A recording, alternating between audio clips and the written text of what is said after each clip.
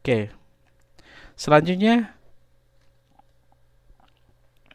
biasanya performance appraisal ini bisa berupa yang namanya critical incident methods. Itu yang pertama ada written essay. Jadi metode yang merupakan metode paling sederhana dalam mengevaluasi kinerja pegawai. Biasanya dibentuk narasi ataupun cerita gitu ya. Isinya kekuatan, kelemahan, kinerja masa lalu, kinerja potensial, serta saran perbaikan bagi pegawai gitu ya. Terus juga yang kedua metode pengurutan ataupun ranking. Yang ini mengurutkan dari atas ke bawah, dari yang terbaik yang terburuk setiap pekerja atau kelompok kerja atau divisi tertentu. Nah ya, jadi ini mengurutkan secara sederhana gitu. Terus ada metode pemeringkatan atau rating. Ada pertanyaan-pertanyaan sederhana. Terus misalkan ada aspek-aspek kinerja. Juga manajer ini bisa menambahkan nilai-nilai bagi tanggapan seorang karyawan untuk mendapatkan indeks kinerja ya. Jadi ada penilaian. Pertanyaan-pertanyaan itu dibikin nilai gitu ya. Terus ada juga metode kejadian kritis ataupun critical incident methods.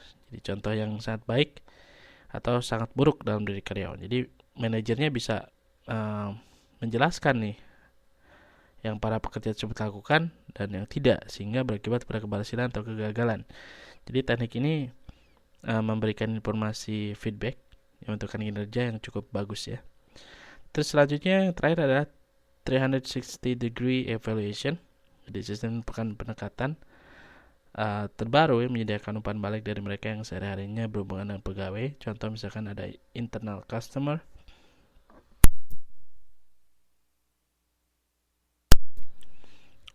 manajemen puncak, manajer, bawahan, terus juga ada rekan kerja atau anggota tim, terus juga perwakilan departemen lain, serta external customer seperti supplier dan klien ya.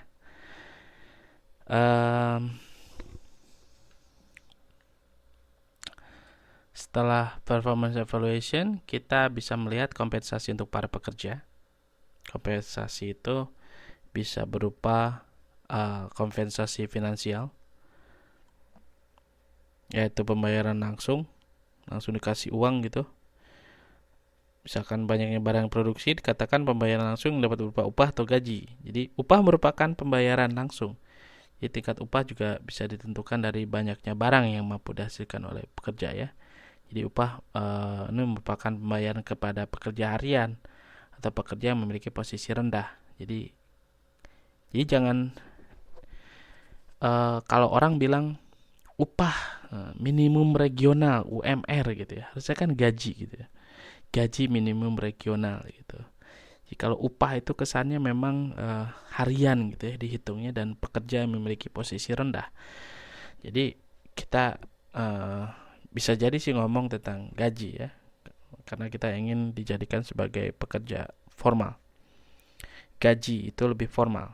Jadi untuk pekerja-pekerja formal. Jadi gaji merupakan pembayaran langsung yang didasarkan pada periode tertentu. Kalau yang upah itu harian ya. Jadi periode tertentu dari waktu kerja seperti seminggu, sebulan, setahun gitu ya.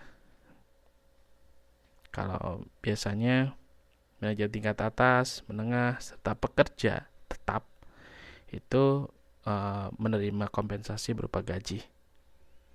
Gaji ya. Ingat, upah dan gaji itu beda. Upah apa?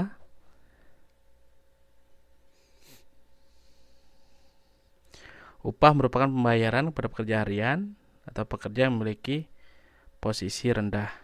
Kalau gaji itu pembayaran langsung yang berdasarkan periode tertentu, biasanya juga untuk pekerja ya.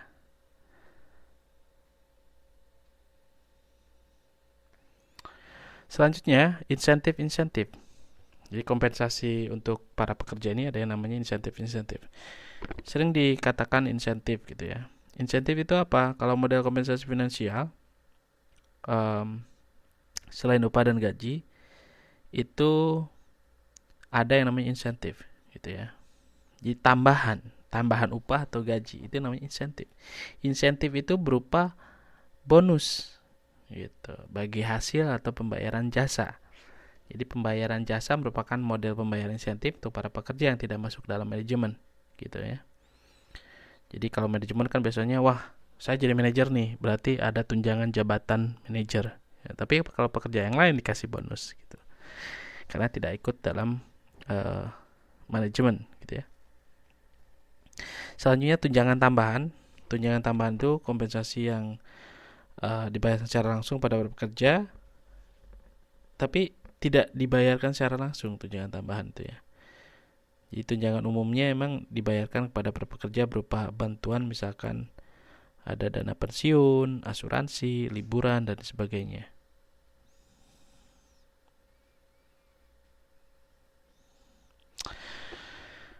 Kalau pengukuran kinerja para pekerja menggunakan ranking gitu ya, banyak juga yang muncul gitu ya. Contoh misalkan kan gini, yang namanya evaluasi kinerja itu biasanya ada juga yang bersifat rahasia, ada juga yang bisa dikonsumsi oleh tiap-tiap pekerja. Jadi SDM-nya biasanya akan memberikan informasi bahwa misalkan setiap Anda memberikan penilaian itu akan dirahasiakan, misalkan identitasnya. Jadi semua orang tidak bisa, wah saya nulis ini misalkan terus takut ketahuan misalkan, atau si X nulis ini takut ketahuan juga. Jadi ini untuk lebih memberikan apa ya, semacam kebebasan untuk menilai gitu ya, dan itu akan dilihat dari hasilnya. Jadi peningkatan rating tadi itu biasanya banyak juga sih kalau misalkan tanggapan dari karyawan kalau misalkan prestasinya menurun, itu akan berpengaruh kalau di announce secara umum gitu. Tapi biasanya keputusan-keputusan dari sumber bagian HRD, Human Resources Development ataupun SDM, itu biasanya bersifat rahasia dan kadang-kadang bersifat pribadi. Jadi nggak boleh dikasih tahu atau ditempel misalkan di yang. Kalau yang bersifat prestatif itu contoh misalkan employee of the month ataupun mungkin pekerja bulan ini misalkan ditempelkan foto dan sebagainya, itu boleh. Tapi kalau misalkan evaluasi ini si A jelek gitu ya, atau si B jelek, nah ini menjadi bahan evaluasi dari HRD. Jadi kalau misalkan HRD itu akan menindaklanjutinya dengan apakah misalkan orang yang ranking atau rating rendah ini bisa diperbaiki, misalkan contoh dikasih pelatihan lagi, terus dikasih training lagi, disekolahkan lagi. Kalau misalkan tidak berubah ya otomatis mungkin ada rekomendasi lain, contoh misalkan pindah ke bagian yang lain atau bahkan mungkin juga diberhentikan. Itu bisa saja terjadi. Gitu ya. Selanjutnya kita lanjutkan kompensasi non finansial. Ada fasilitas kendaraan, tempat tinggal, ada biaya dokter, pinjaman dengan bunga rendah, cuti dan lain sebagainya. Ini non finansial yang tidak langsung menerima secara uang cash gitu ya, atau nominal uang gitu. Oke. Kita lanjut ke pembelajaran ke-4. Motivasi kepemimpinan dan hubungan industrial, halaman 41 ya.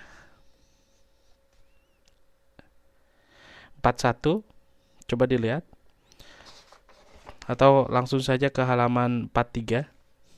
Motivasi dan kepemimpinan. Jadi kita bisa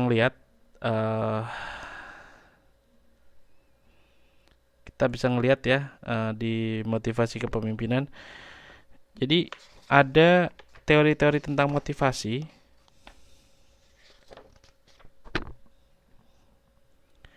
Teori-teori tentang motivasi silakan dilihat.